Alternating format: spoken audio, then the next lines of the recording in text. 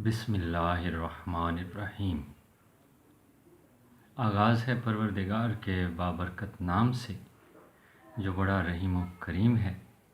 अज़ीज़ तुलबा व तालिबात, उम्मीद है आप खैरियत से होंगे और अपने अपने घर पर ही क़याम पज़ीर होंगे।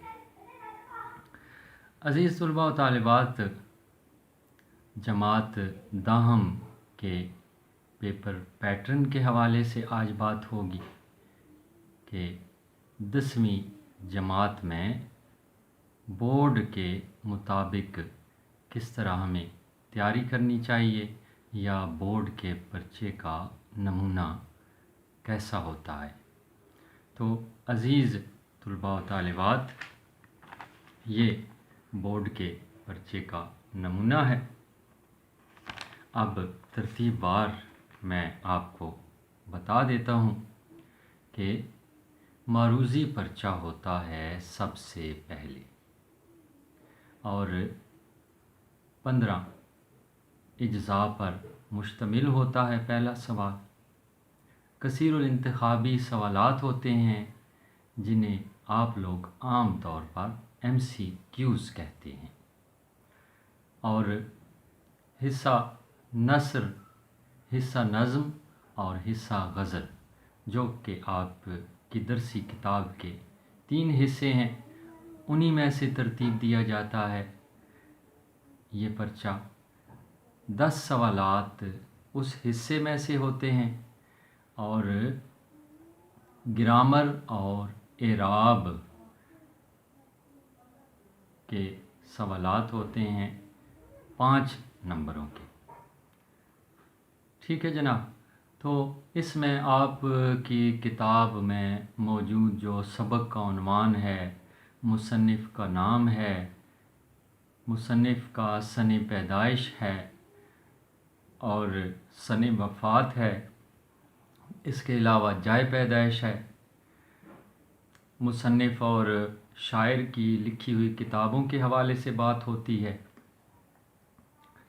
तो ये 15 नंबर का होता है और अगर अच्छी तरह तैयारी की जाए तो बड़ी आसानी से ये हल हो सकता है। इसके अलावा अब हम आते हैं इंशाइया पर्चे की तरफ। इसमें अशार की तशरीह लिखनी होती है। हमने नज़्म के 4 में से 3 अशार की तशरीह और गज़ल के 3 में से 2 अशार की तशरीह। ये 10 नंबर का सवाल होता है। 2 नंबर की तशरीह होनी चाहिए और तशरीह में हवाला जात होने चाहिए। कुरान की आयत का हवाला, हदीस का हवाला, इमदादी अशार का हवाला। उसके बाद सवाल नंबर 3 है इक़्तिबास की तशरीह। 2 इक़्तिबासात आपको दिए जाते हैं हिस्सा नस्र में से, नस्र के असबाक में से, और दोनों आपने हल करने होते हैं।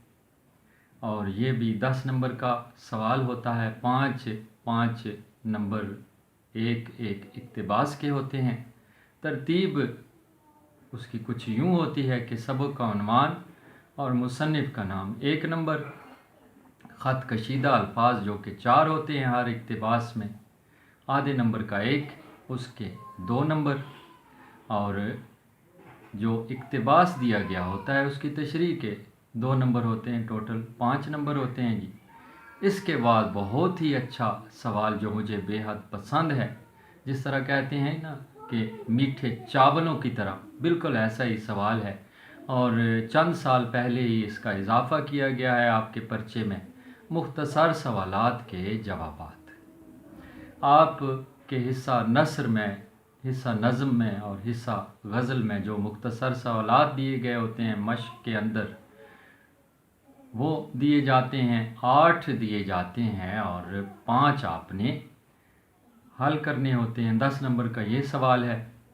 इसके बाद आपके हिस्सा नस्र के जो असबाक हैं, 5 नंबर सवाल जो है वो उसके खुलासे पर मुश्तमिल है। इसके बाद आपकी कवायद की किताब में मज़ामीन जमात दाहम में शामिल हैं। 3 مضامین دیے جاتے ہیں اور ان میں سے اپنی مرضی کا ایک لکھنا ہوتا ہے، اس کے 15 نمبر ہوتے ہیں، اور سبق کے خلاصے کے نمبر شاید میں نے نہیں بتایا، اس کے 5 نمبر ہیں۔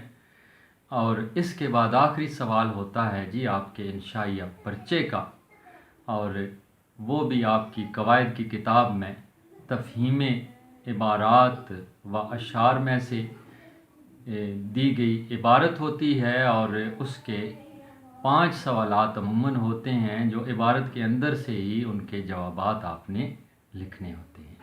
عزیز طلباء و طالبات، امید ہے آپ کی سمجھ میں بات آ گئی ہوگی، تو ایک نظر میں آپ کو دکھا دیتا ہوں، ذرا دیکھ لیجئے۔